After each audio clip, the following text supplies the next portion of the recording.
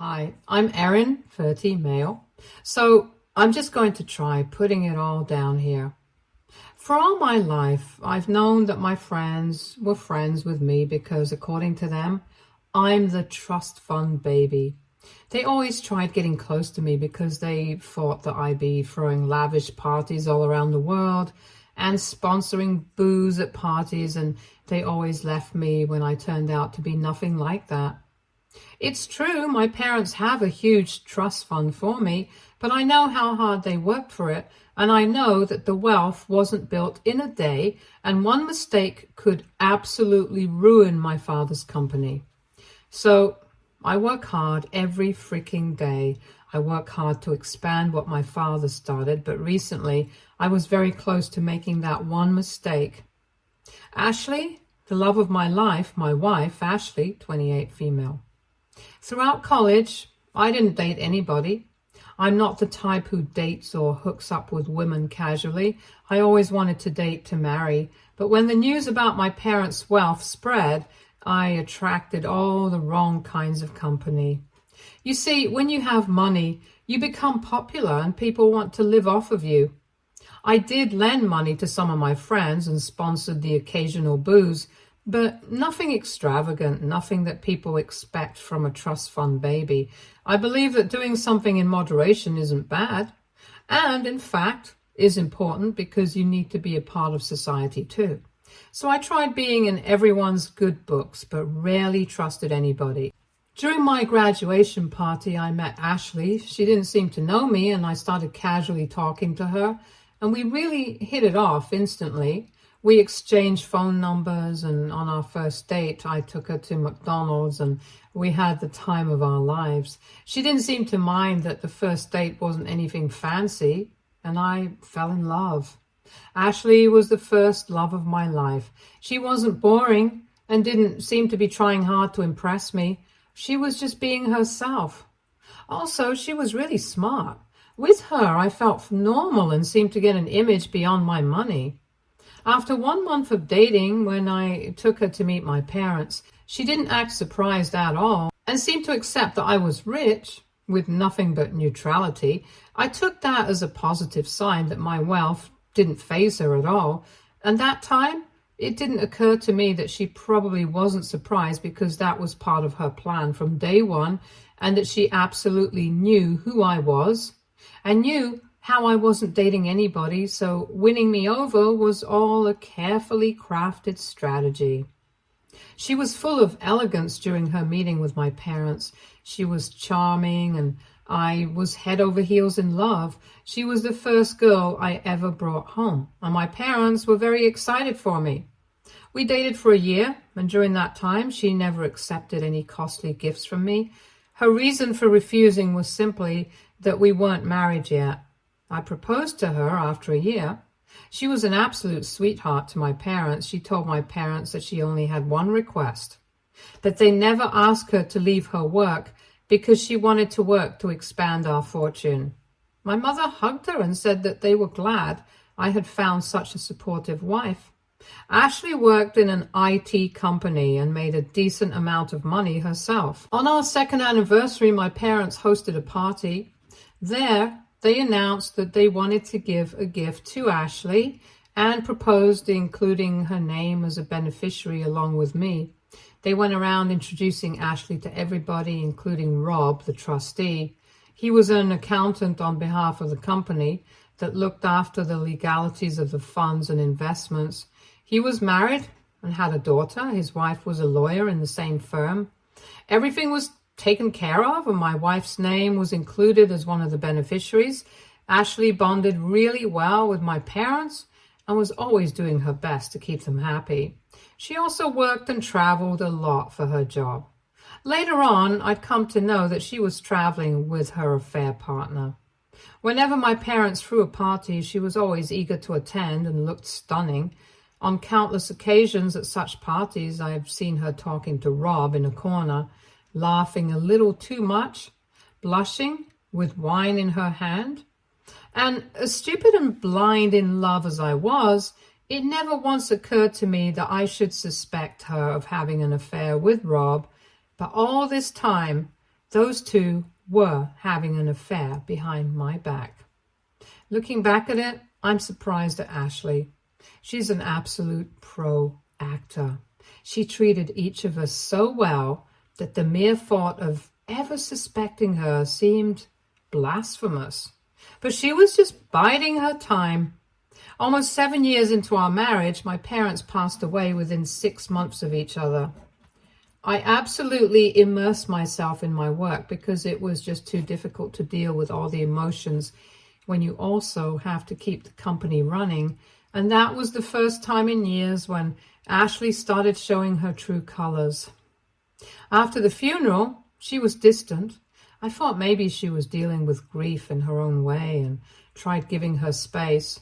She didn't say one word to me about my parents passing away or ask how I was. I thought it was strange, but secretly blamed myself for being unable to talk about how I felt either. About 2 weeks passed before I decided to get home early from work and talk it out with Ashley. I bought a bunch of pink roses on my way back. I had my own key, so I let myself in and came face to face with Rob. I was confused, so I asked him if he came to talk to me about the trust or something. Ashley came out from behind with 2 suitcases. It was then I noticed that even Rob had 2 suitcases. Ashley looked at me and said, "Oh, dang, I meant to do this quietly. I was meaning to leave a note and let you know that I'm moving out. But I guess we have to do it face to face now. Yeah, so I'm leaving you." Yep, you heard that right. And yeah, I'm moving in with Rob after we return from our vacation in Italy. Your parents made sure that I'll get enough money to afford it. Also, we're divorcing. Rob is also going to file for divorce. Now don't look like a forlorn puppy. Are those flowers for me? I'll take them. Thanks. Ciao. They were out of the door even before I could ask her to wait. I heard the engine revving up and then silence. And just like that, my wife of 7 years left me. Have you ever heard the expression about the world crashing down in front of you? Well, that best describes what I felt. For 2 days, I didn't leave the house. I didn't open the blinds. I was surviving on refrigerated food and then cup noodles. I never turned the TV off because I was scared of the silence. I didn't even feel like bathing. On the 3rd day, someone rang the doorbell, and I thought if I didn't open the door, they'd probably go away eventually, but that didn't happen. The bell kept on ringing, and whoever it was pressing the bell harder and longer with each go. 10 minutes went by, and still the ringing didn't stop. Now, there was someone banging on the door. I heard a woman's voice say, "I know you're in there. Open up. Right now, I'm not leaving till I talk to you." For a minute, I thought it was Ashley, but then I remembered that she was vacationing in Italy with Rob. This thought brought a fresh wave of sadness over me. But the knocking and banging wasn't stopping, so I dragged myself out of bed and started unlocking the door. I opened the door to find a red-haired woman in a 2-piece suit. She looked like she would bite my head off. She said, "Your wife ran away with my husband. Sitting here and being a wuss won't help anybody. So get up, go take a bath, and get yourself in the living room in 15 minutes. We have to talk about a lot of things." When I didn't respond, she let herself in and looked me straight in the eye and said, "What? You stink." Before heading to the bathroom, I said, "Okay, Mom," and she screamed back, "I heard that." Despite myself, I laughed. I started feeling a little human after my bath, and when I returned to the living room, it was spotless, and so was the kitchen. Sandra, Rob's wife, introduced herself. She told me that she had been trying to reach me at my office for the last 2 days, but couldn't get through, so she finally decided to show up at my doorstep. She meant business. I couldn't believe what she was telling me. Sandra said that, like me, she didn't suspect that Rob was cheating on her, and she only found out when he left the house 2 days back and said that he would send his assistant to collect the rest of his things. Like me, her world was shattered too. But she didn't wallow in self-pity. She started digging up dirt. The first thing she did was go through Rob's laptop. He stored his work stuff there, but he had his Facebook logged in. She wasted no time going through his chats and finding out with whom he was having an affair. And once she was sure, she swooped like a hawk. She had gone through every document related to my trust fund and was pretty sure that Rob was taking out money for his own use. It started small so that it went unnoticed, but eventually he had become bold and careless because he was being aided by one of the beneficiaries, who was none other than Ashley. A part of me wished that she was lying, but she wasn't. Sandra had all the proof and was ready to take them down. I was still hesitating when Sandra said, "I have a little daughter. I will wring out every single penny from Rob, and I will absolutely wreck Ashley. I don't care what you think. I just wanted to inform you. You don't have to be a part of it if you don't want to." I saw how determined and confident she was, and I instantly knew I could trust this woman, so I was on board. We shook hands. As my ex-wife was vacationing in Italy, we were hatching a plan that was going to cost her dearly. Ashley and Rob were back from their 10-day trip to Italy. Sandra and I were waiting for their call because we wanted to see what their reactions would be when the penny dropped. It was a Monday, and I was at work when I received a call from Ashley. Soon as I picked up, she launched into a rant. "What the hell is happening? What does Rob mean that we're in trouble, and where's my money?" I said, "You mean my parents' money that Rob was using to buy you gifts and probably that apartment you've moved into? I hope you heard from my lawyer. It's Sandra, Rob's wife, who, by the way, also works for the firm."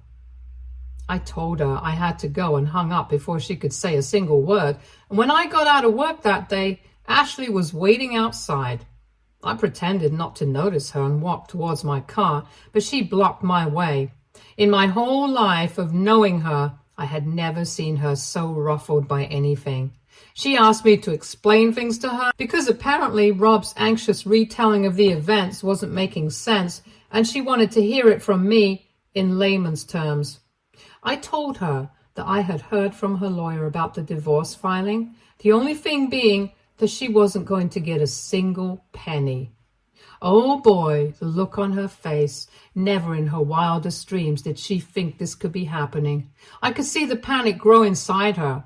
I was filled with sadistic pleasure, and in the next moment, an overwhelming sense of guilt for putting her in this situation.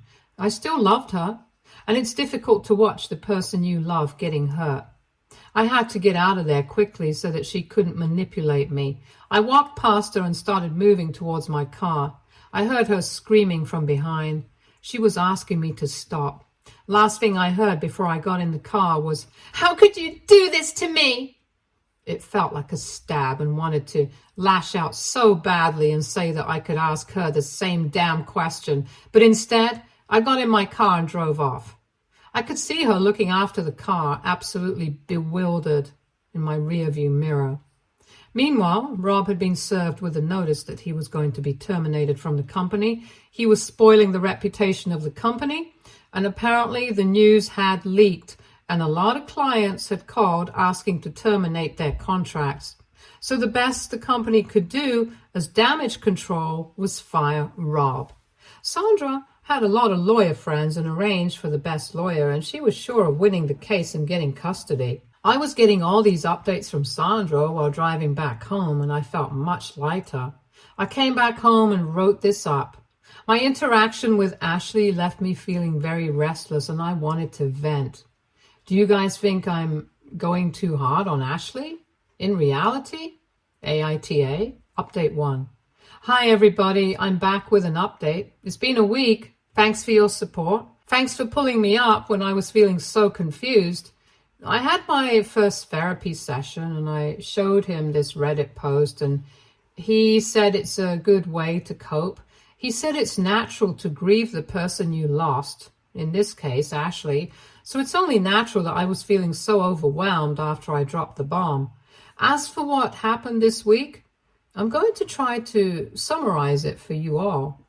Ashley called me again, and this time her tone had softened. Her voice sounded muffled, like she had been crying. She asked me if I had dinner, and when I said no, she said, "Do you want me to come over and cook it for you?" I was taken aback. I think she took my silence as a yes, because next she said that she would be at my house in half an hour.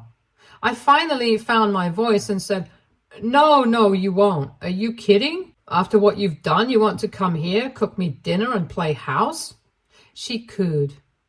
Baby, no, I know things have been bad, but we can talk. I was losing it then. I think I shouted at this point and went, Bad? You call what you did bad? Just bad? It was evil. It was brutal and selfish. To hell with you. I don't ever want to see your face again. What the frick is wrong with you? Next thing she said made me want to throw up. She asked me to stop overreacting. I think that was a turning point for me. The guilt over hurting her had been eating away inside me, but at this point, I saw her real face.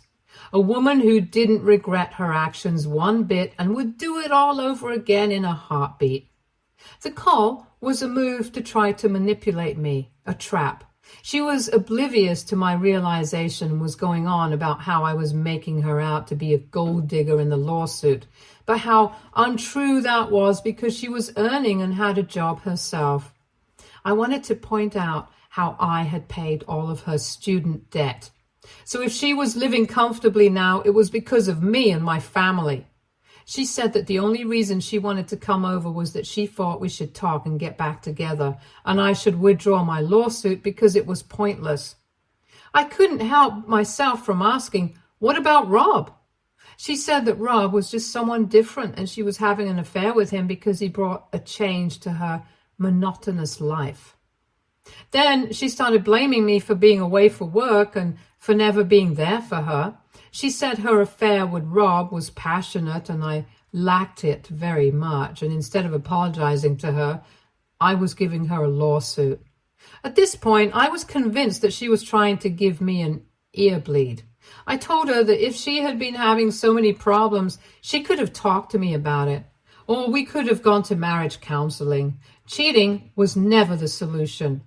She diverted the topic and started insisting on coming back. I cut the call and called Sandra. I told her what happened. Sandra asked me to ring her back and ask her to come over. She said she was going to come over too.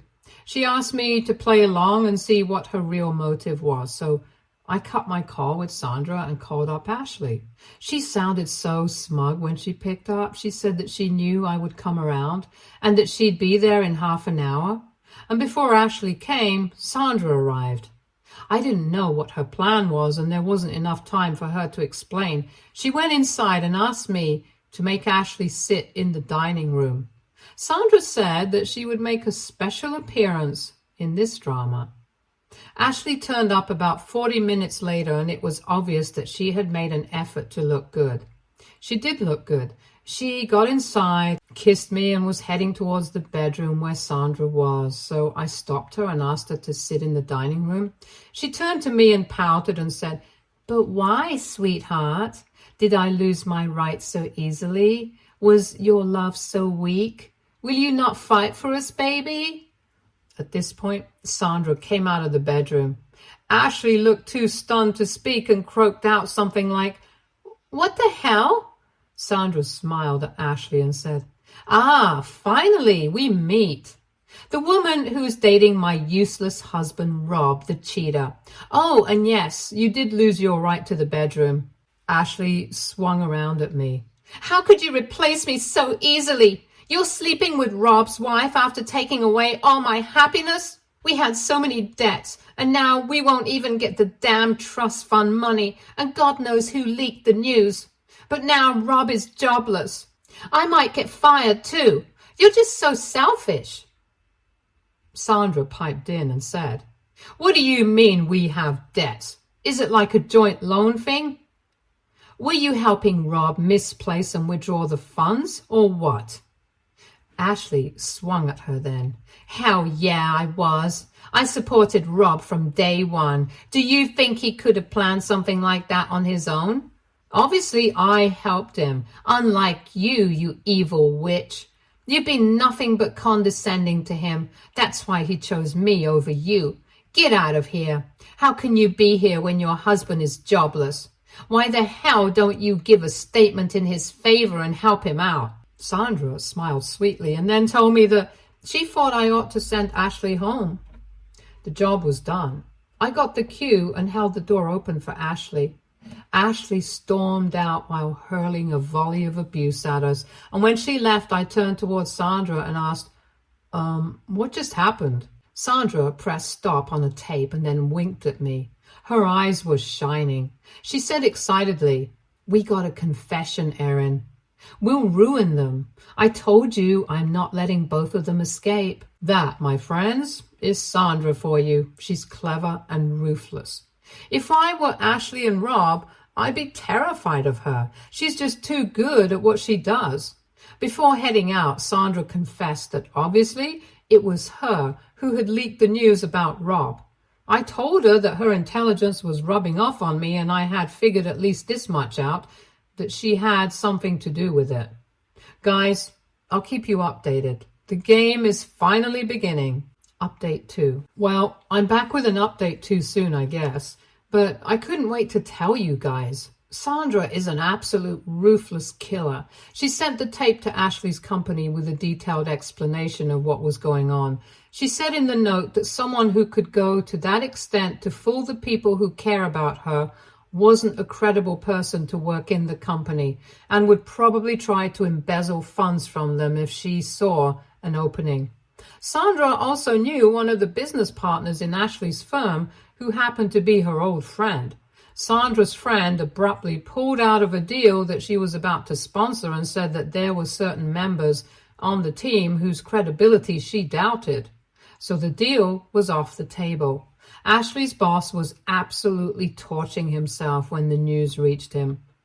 They made a swift decision to save the deal. They fired the person who was responsible for it. That's it, just like that. My ex-wife is fired from the company. Now both of them are jobless and in debt. Sandra told me that Rob had been calling her non-stop. And when she didn't pick up any calls, he started texting her. She asked him to stop annoying her and blocked his number. I'm really enjoying this now. I've also been having my sessions and my therapist tells me that Ashley could be a case study of narcissism. LOL. That was low-key funny. I laughed freely after a really long time. Anyway, I'll keep you guys updated. Oh, did I tell you guys that Rob was taken into custody? And apparently Ashley had to break into her savings account to pay his bail. Serves them right. Bye for now. Update 3. This morning, Sandra called me up and she was furious. Apparently, early in the morning, Rob had constantly rung her doorbell. He was drunk and kept on abusing her. Her security camera recorded the whole thing. When Sandra asked him to go away, he tried breaking in. He only went away when Sandra threatened to call the police. The worst thing about this whole incident was that due to all the noise and everything, Sandra and Rob's daughter Emily woke up. She saw what was happening and is now traumatized.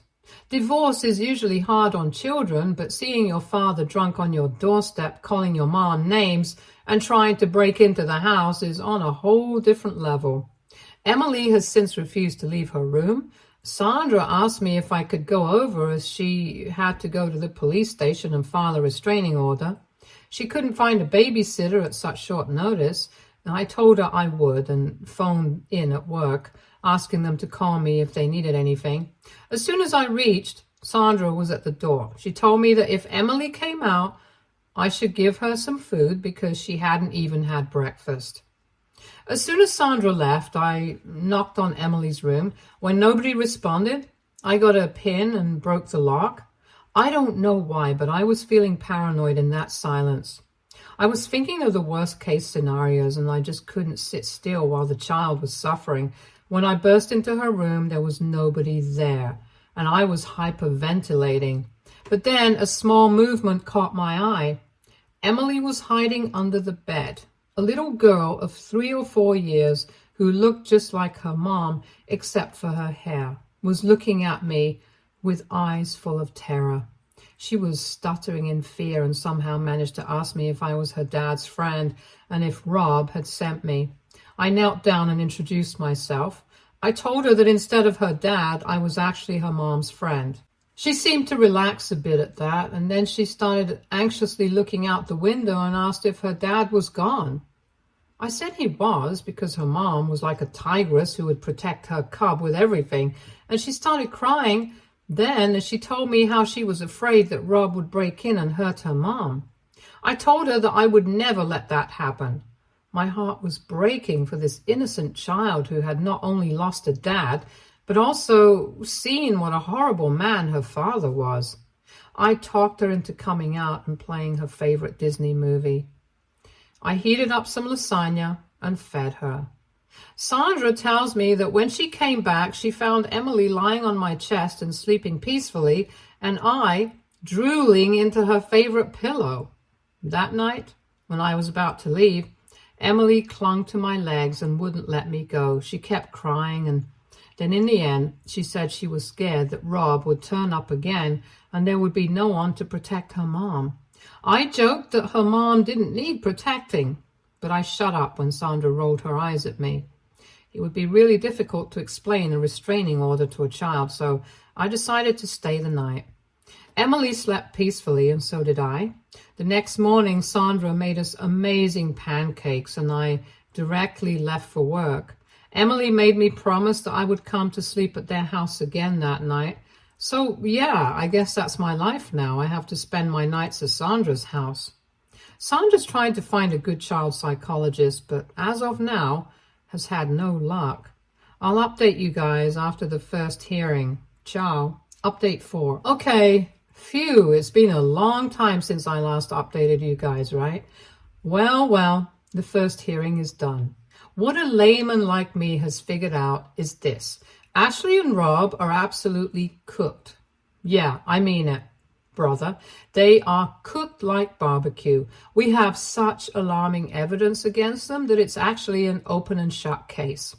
But you know how courts are. So yeah, it's going to drag on for a while. Sandra believes that it won't take more than half a year. She also believes that both of them will be serving time in jail.